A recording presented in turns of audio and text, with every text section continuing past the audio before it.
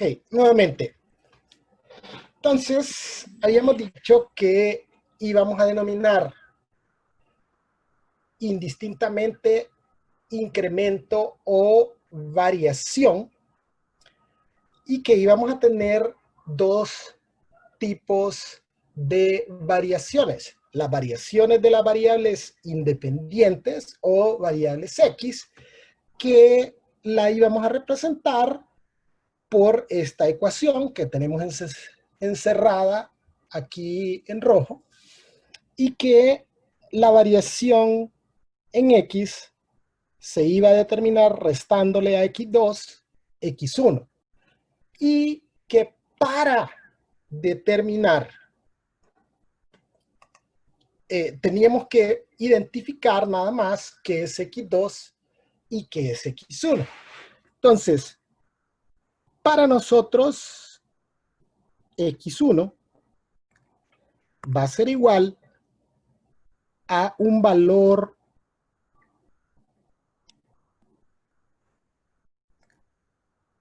X presente.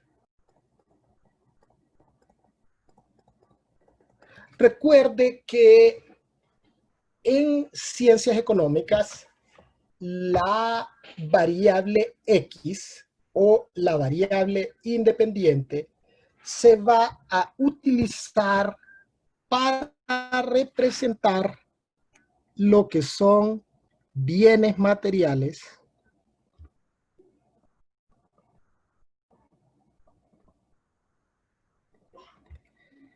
o servicios.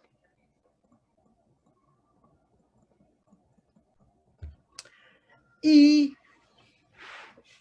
en el eje Y o la variable Y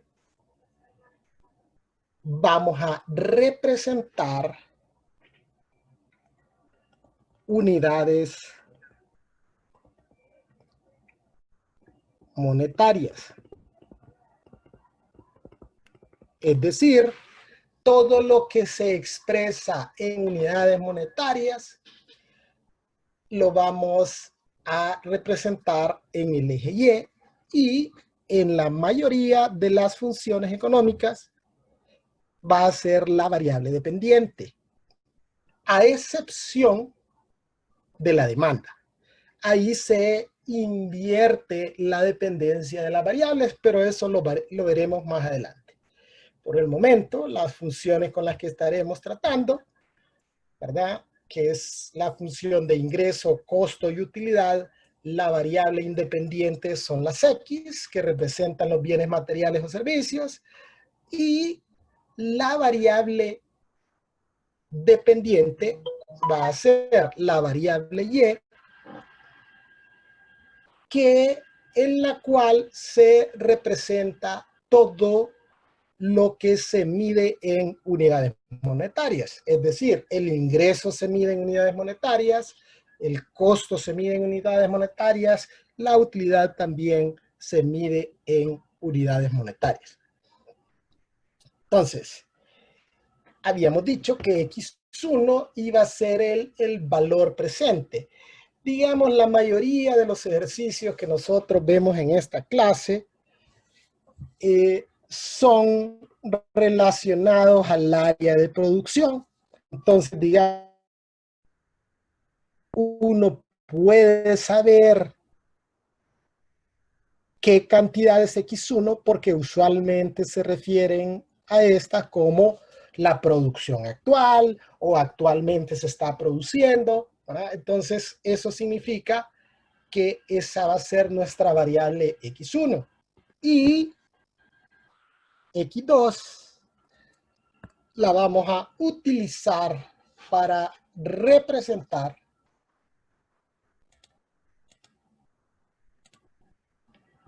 una variable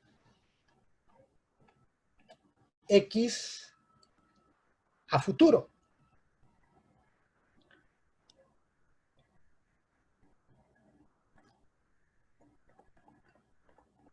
Futuro, y yo siempre le agrego o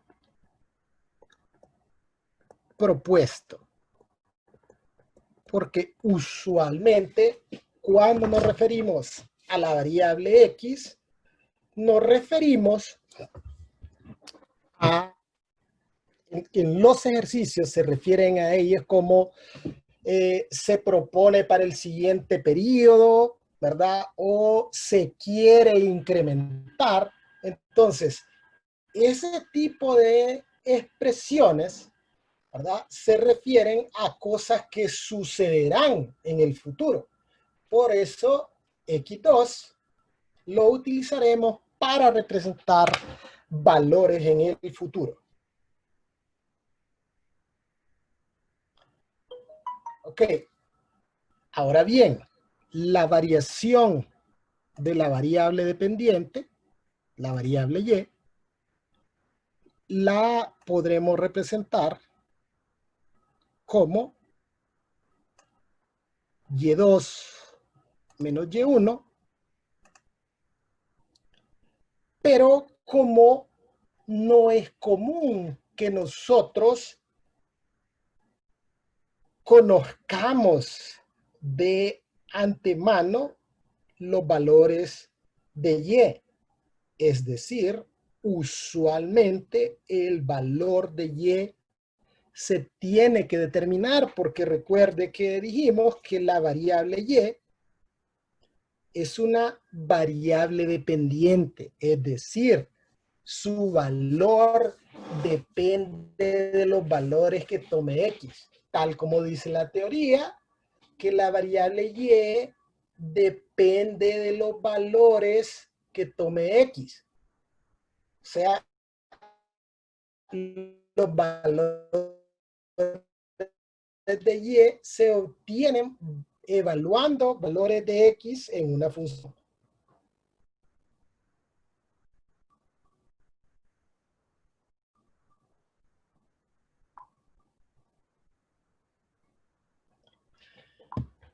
Ok, entonces, para determinar Y1, voy a evaluar en la función f de X, X1. Y para obtener Y2, voy a evaluar en la función f de X, X2. Entonces, por lo tanto, una forma alternativa de determinar la variación en Y de hecho, esta es la más usada, es la más común, va a ser esta, ¿no? El delta Y es f de X2 menos f de X1. Alternativamente, una forma de determinar la variación en Y se obtiene si despejamos de esta ecuación de variación en X para X2. Entonces, si despejamos para X2, obtenemos que es 1 más delta X. Entonces, otra forma adicional de determinar la variación en Y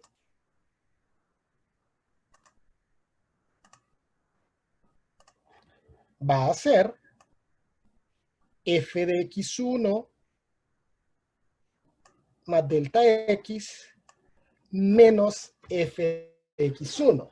Ahora, ¿cómo la voy a utilizar o cuándo la voy a emplear? Eso dependerá.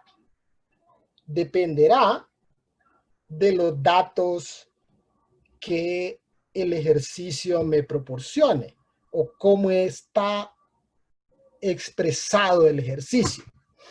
Entonces, veamos un ejemplo. O veámoslo aquí en la gráfica. El delta X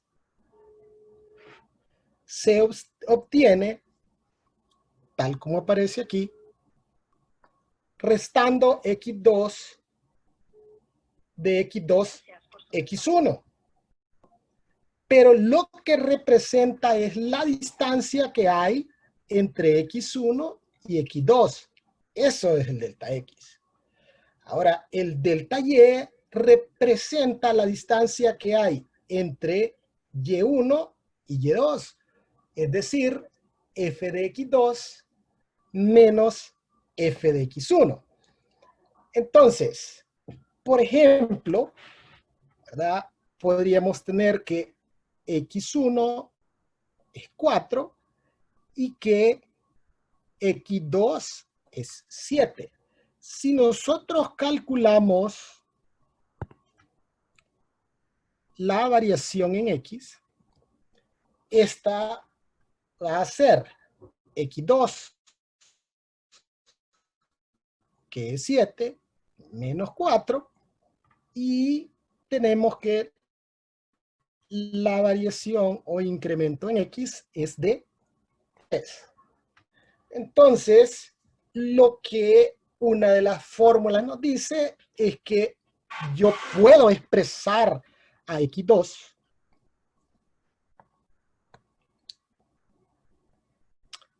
como X1, que en este caso es 4, más la variación en X, que es 3, ¿verdad? Es decir,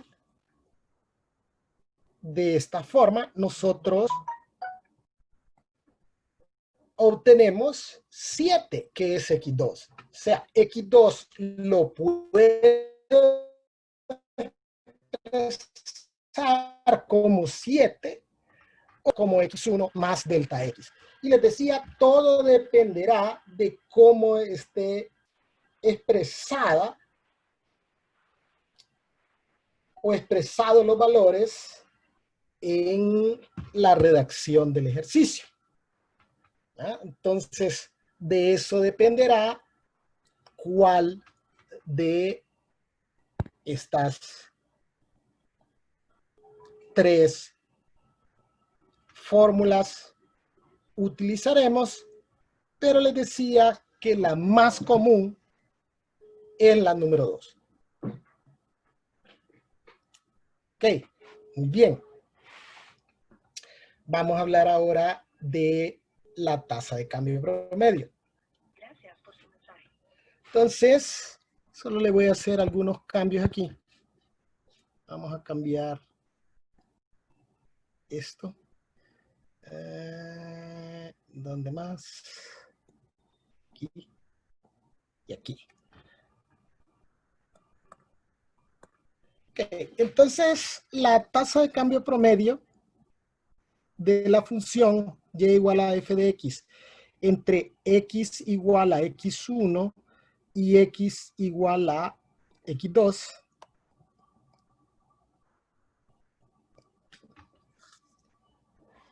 va a estar determinada por la siguiente razón o por el siguiente cociente, ¿no? Entonces va a ser la variación en y entre la variación en x. Entonces, como habíamos visto que la variación en y puede calcularse como f de x2 menos f de x1 dividida entre x2 menos x1, ¿verdad? Ambos corresponden al, fórmulas corresponden en el numerador a la variación en y en el denominador a la variación en x, que son las fórmulas que vimos ahorita en el tema de incrementos. Ok, ahora, f de x2 también lo puedo representar como y2.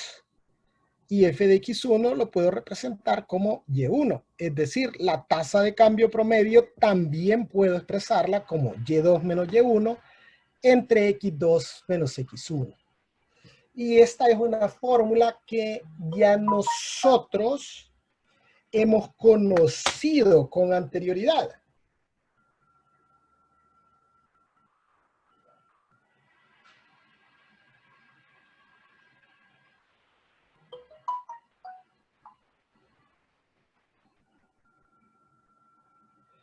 Y esta fórmula es la fórmula de la pendiente. ¿Verdad?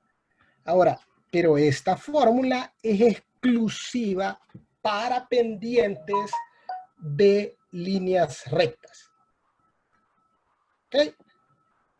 Entonces, geométricamente vamos a definir a la tasa de cambio promedio como la pendiente de la recta secante entre x1 y x2 en la gráfica de f de x, es decir, la recta que pasa por los puntos, que en este caso los hemos denominado punto A y punto B, representados por x1 y y1 o f de x1 y x2 f de x2. Recuerden que los puntos en el plano cartesiano se representan por pares ordenados.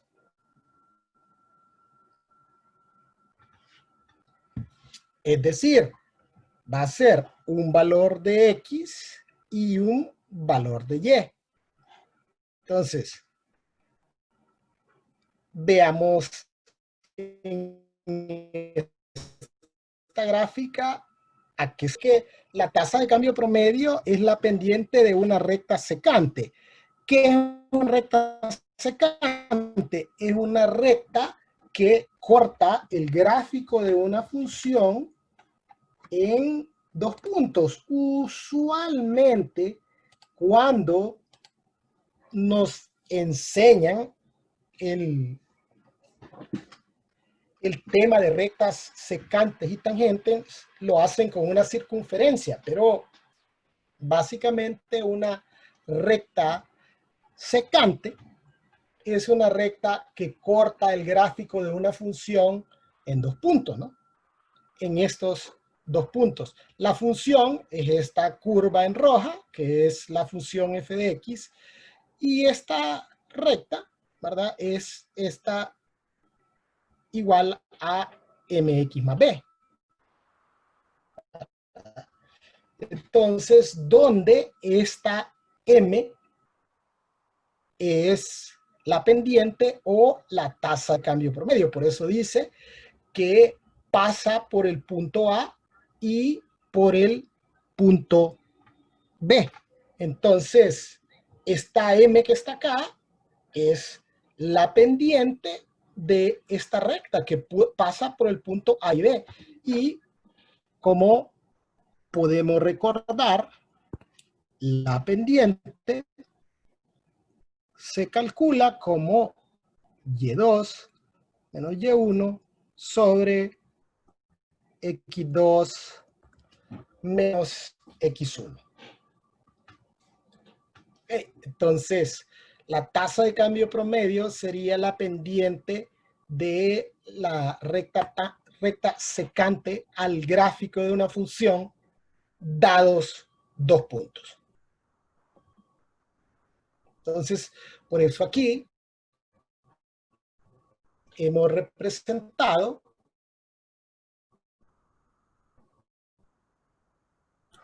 a promedio o una pendiente. O sea, la tasa de cambio promedio es una pendiente.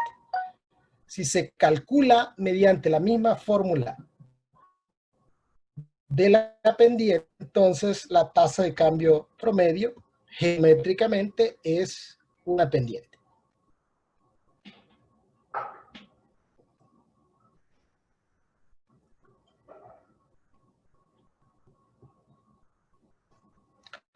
Ok, entonces vamos a resolver unos ejercicios relacionados con incrementos y tasas. Y les decía que la mayoría de estos ejercicios están orientados, ¿verdad? Número uno, al área de ciencias económicas y en su mayoría al área de producción. Entonces, veamos este primer ejemplo. Entonces, nos piden, o el ejercicio dice que un gerente de producción estima que el costo semanal para producir X toneladas de leche en polvo está dada por la ecuación C de X igual a 500X menos X cuadrado, y que el ingreso por la venta de X toneladas está dada por R de X igual a 800X menos 0.01X cuadrado. Dice que se le ha encargado al gerente de producción ampliar la producción de 100 a 120 toneladas semanales y se pide calcular el ingreso en el costo, el incremento en el costo, el incremento en el ingreso, el incremento en la utilidad y una tasa de cambio promedio que luego definiremos. Ok, entonces, lo principal en estos ejercicios siempre será determinar las variables. Eso es lo principal. Determinar cuáles son mis variables X, cuáles son mis variables Y. Recuerde que las variables Y, ¿verdad? No es común que nos las proporcionen. O sea, las variables Y las vamos a tener que calcular porque recuerde que son variables dependientes que van a depender de los valores que tome X. Es decir, es más común que nos proporcionen el valor numérico de las variables X. Otra forma de identificar a las variables X y las variables Y es que las variables X representan bienes y servicios y las variables Y representan todas aquellas cosas que se miden en dinero. Es decir, en este ejemplo, ¿verdad?, se habla de leche en polvo. La leche en polvo es un bien material, ¿no? Entonces, las toneladas de leche en polvo serán nuestra variable X. Ahora bien, necesitamos identificar cuál de ellas será X1 y cuál de ellas será X2. Recuerde, habíamos dicho que X1 hace referencia a cosas del presente y X2 va a ser lo que se refiere a cosas en el futuro. Entonces, ¿cómo la identifico? Aquí dice que se le ha encargado al gerente de producción ampliar. Entonces, ampliar significa aumentar la producción. Es decir, que si se va a aumentar, actualmente ya hay una producción. O sea, en el presente ya hay una producción. ¿Y cuál es la producción actual? La producción actual es 100. O sea, 100 va a ser X1. ¿Cómo aumentar? Es una cosa que va a suceder a futuro. Entonces dice que se va a aumentar la producción de 100 a 120 toneladas. 120 toneladas va a ser mi X2 porque eso es una cosa que sucederá después. Entonces, ¿cómo identifico las variables Y? Recuerde que la variable Y es todo lo que se mide en dinero. ¿Y qué habíamos dicho que se mide en dinero? Se mide en dinero el ingreso, el costo y la utilidad. Entonces, si aquí me piden el incremento en el costo, me están pidiendo el incremento de una variable Y, ¿sí? Porque el costo se mide en dinero. Entonces, lo que se mide en dinero se ubica en el eje Y. Y dijimos, en la mayoría de las funciones económicas, a excepción de la demanda, Y es la variable dependiente. Entonces, si me piden determinar el incremento en el costo, entonces me están pidiendo determinar el incremento en la variable Y costo. Como no conozco en este momento el costo de 100 y el costo de 120, entonces voy a tener que calcularlo. Voy a tener que evaluar la función de costo con X2 y restarle la función de costo con X1, es decir, el costo de X2 menos el costo de X1. O sea, en este caso, por analogía, estamos utilizando esta expresión, la número 2, porque estamos evaluando una función con X2 y le restamos la misma función evaluada en X1. Entonces, en este caso, ¿verdad? F se utiliza para decir una función, cualquier función. Pero en este caso, en particular, nosotros estamos hablando de la función de costo, ¿verdad? Es decir, vamos a evaluar la función Y costo en X2 y la función Y costo en X1. Entonces, la variación en el costo va a ser igual. Tomo la función de costo, 500x, y ahí donde está la x voy a sustituir con un paréntesis menos x cuadrado.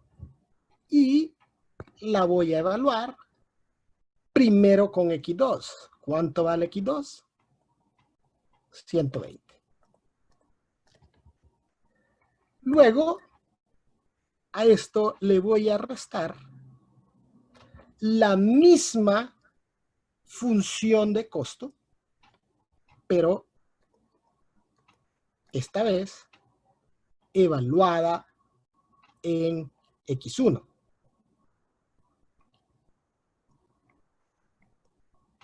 Es decir, evaluada con 100. Algo que quisiera sugerirles es que cuando estemos realizando estas operaciones, usted ahí en su casa lo haga, tenga un cuaderno, una libreta para anotaciones y estas operaciones las puede ir realizando usted tal como lo haría en el salón de clases, ¿verdad? Y de esa forma también verificamos, porque estos cálculos también yo los realizo, y recuerde que esto, ¿verdad? No estamos exentos de cometer algún error. Entonces, multiplicamos 500 por 100 y, perdón, por 120.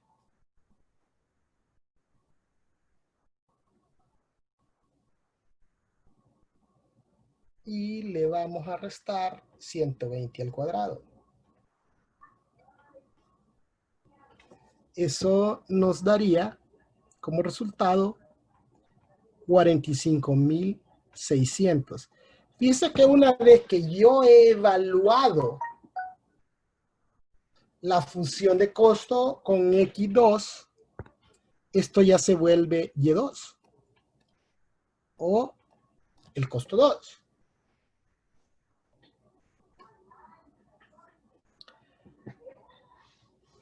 Luego vamos a evaluar la función con 100.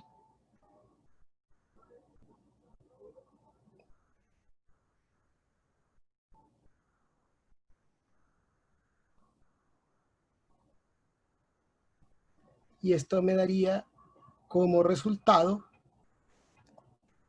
40.000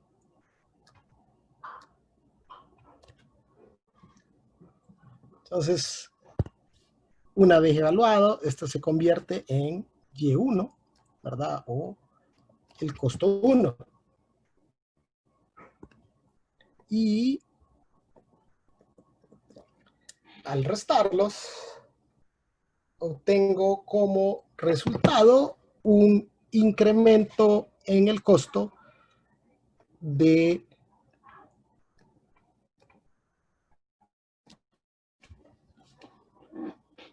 5.600. De igual forma, voy a determinar el... Entonces, el incremento en el ingreso va a ser igual al ingreso de X2 menos el ingreso de X1.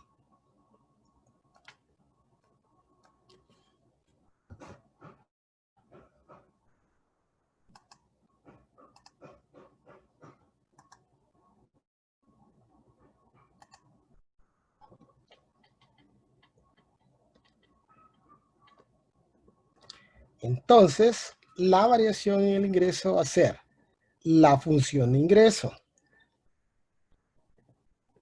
800x menos 0.01 x al cuadrado, evaluado primero en x2, es decir, en 120. Y luego le voy a restar esta misma función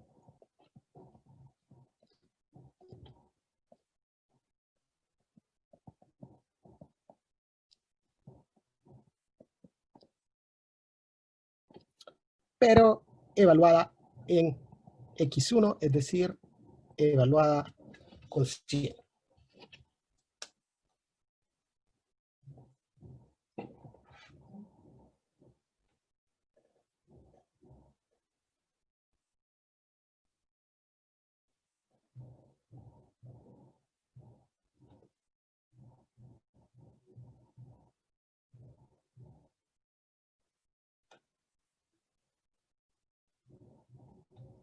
Y por favor, les había pedido que fueran verificando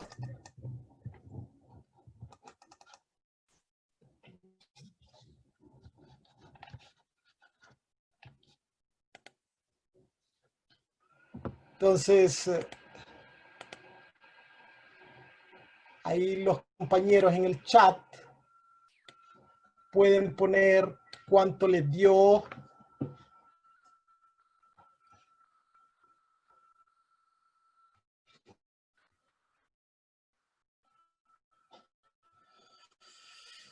la función de ingreso evaluada con 120.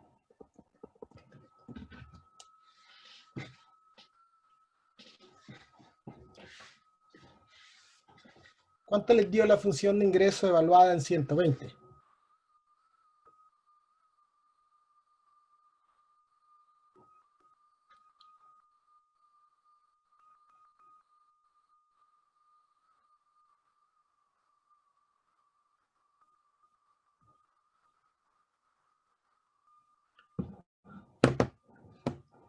¿Alguien? Bueno, la función de ingreso evaluada en 120 da 95.856 y cuál es el valor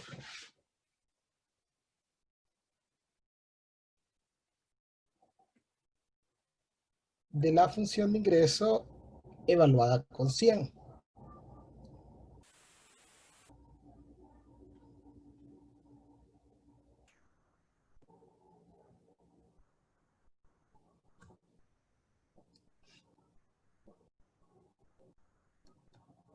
79.900.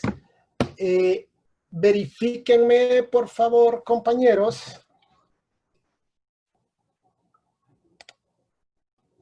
si están escuchando, porque les decía yo, no veo a nadie que escribe nada en el chat. La forma de comunicarnos es a través del chat. ¿Saben cómo utilizar el chat?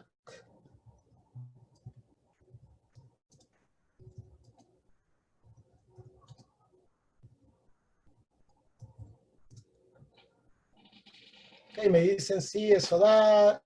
Me dijo Karina. Abraham, estoy escuchando.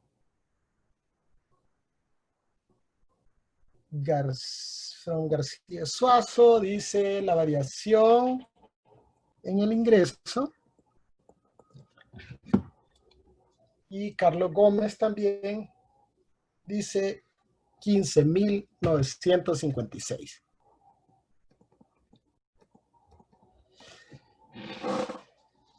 Ok, excelente. Eso es lo que espero, ¿no? Que todo el mundo esté participando.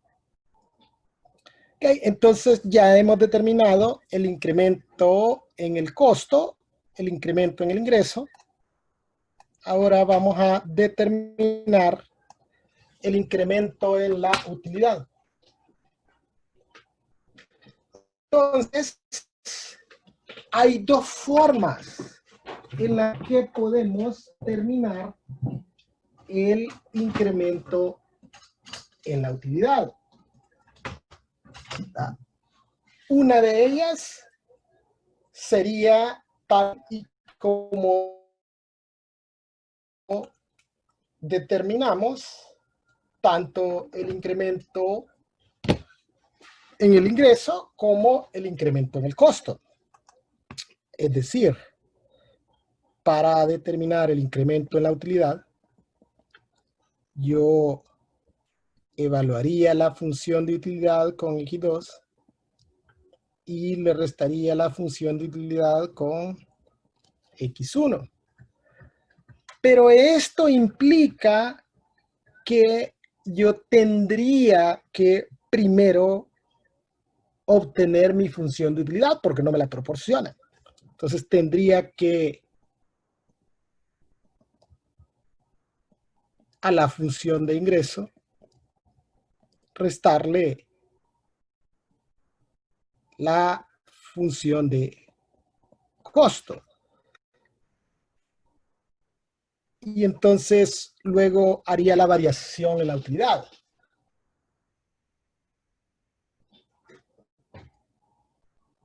Pero una forma alternativa más sencilla en este caso sería a la variación en el ingreso restarle variación en el costo.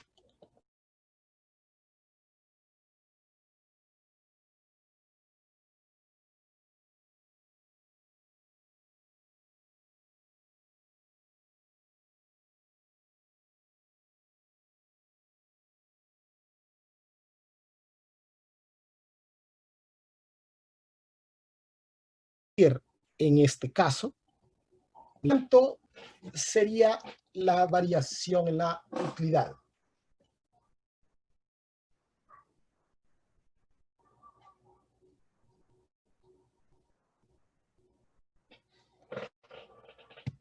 Vamos a ver.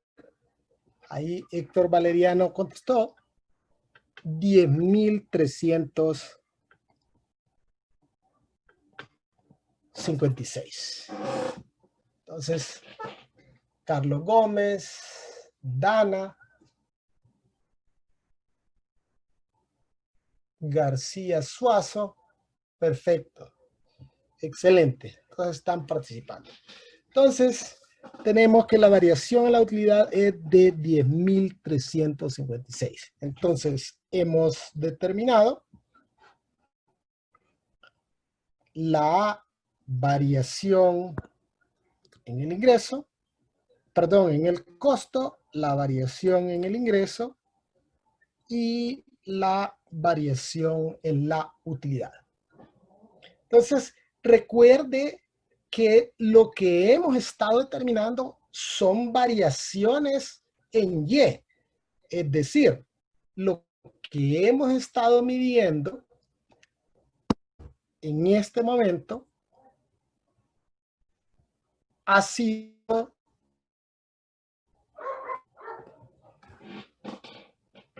la distancia que hay entre Y2 y Y1. Ahí como se muestra acá,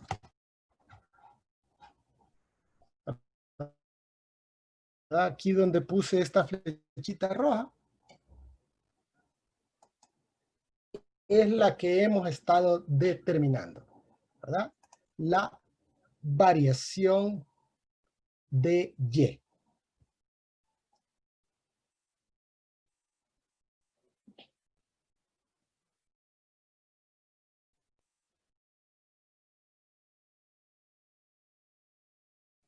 Ok, entonces,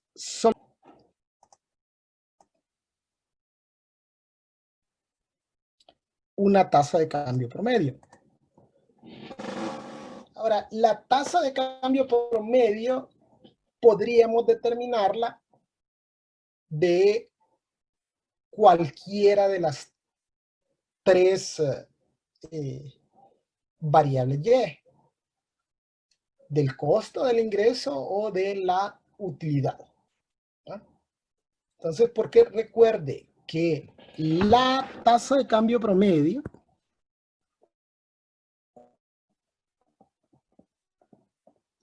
es la variación de Y sobre la variación de X. Y la variación de Y, yo he calculado variaciones de Y la utilidad. Entonces, digamos que en este caso vamos a determinar la tasa de cambio promedio del costo. Entonces, la tasa de cambio promedio del costo va a ser igual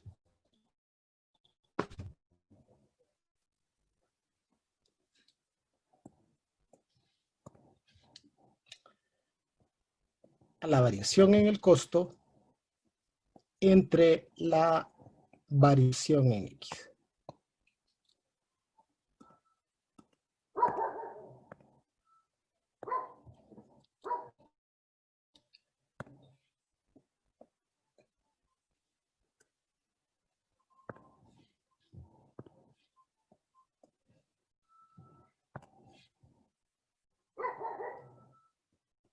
Entonces, conozco la variación en el costo, ya la habíamos calculado, que es de 5,600. No así la variación en X, pero obviamente es sumamente sencillo de determinarla. Habíamos establecido que la variación en X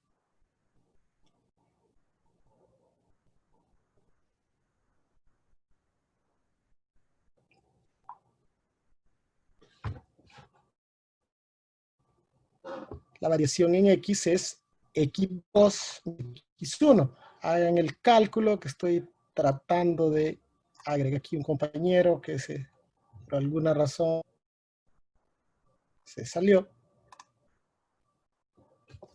Y entonces la variación en X va a ser igual a X2, que es 120, menos X1, que es 100.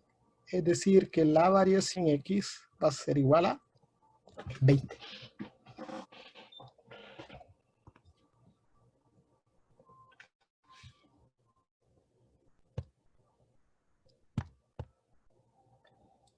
Entonces,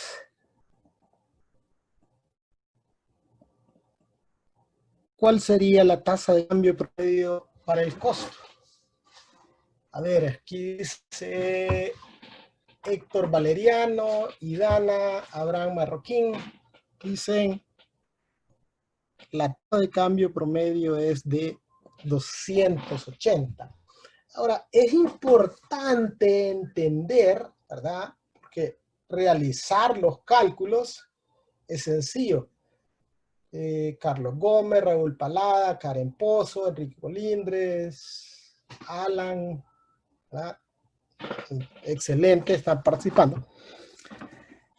Entonces, les decía que no solo es realizar los cálculos, pues, o sea, hacer sumas, restas y multiplicaciones, cualquiera los puede hacer.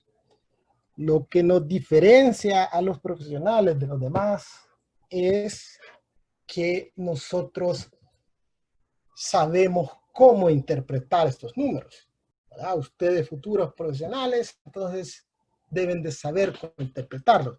Entonces, ¿qué significan estos 280? Recuerde que es una tasa de cambio promedio. O sea, lo que hicimos nosotros fue una división, una razón entre la variación en el costo entre la variación en X. Pero recuerde una cosa, estos 5.600 o esta variación en el costo sucedió porque X cambió 20 unidades. O sea, si X no hubiera cambiado, Y no había cambiado. O sea, se cambió el costo porque hubo cambio en las unidades. O sea, Y cambió debido a un cambio en X. Entonces, esto vendría siendo muy parecido a un índice de seguridad, o sea, cuánto cambió Y en relación a los cambios en X, ¿verdad? O debido a un cambio en X. Y es un promedio, ¿verdad? Porque recuerde que lo está dividiendo entre unidades. Pero este no es un promedio de todo el costo o del costo de las unidades totales. Es un promedio de únicamente estas unidades en que se incrementaría la producción. Es decir, es un promedio de las unidades adicionales. O sea, nosotros entonces podríamos concluir que la tasa de cambio promedio del costo o la podríamos interpretar como que por cada, y en este caso serían toneladas, ¿verdad? Por cada tonelada adicional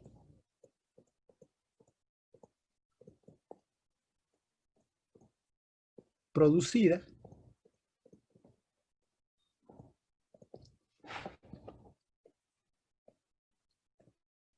el costo se incrementa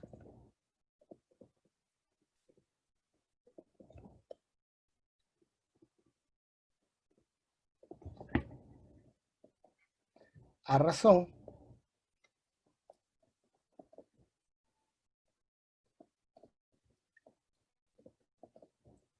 de 280 lempiras o 280 unidades monetarias.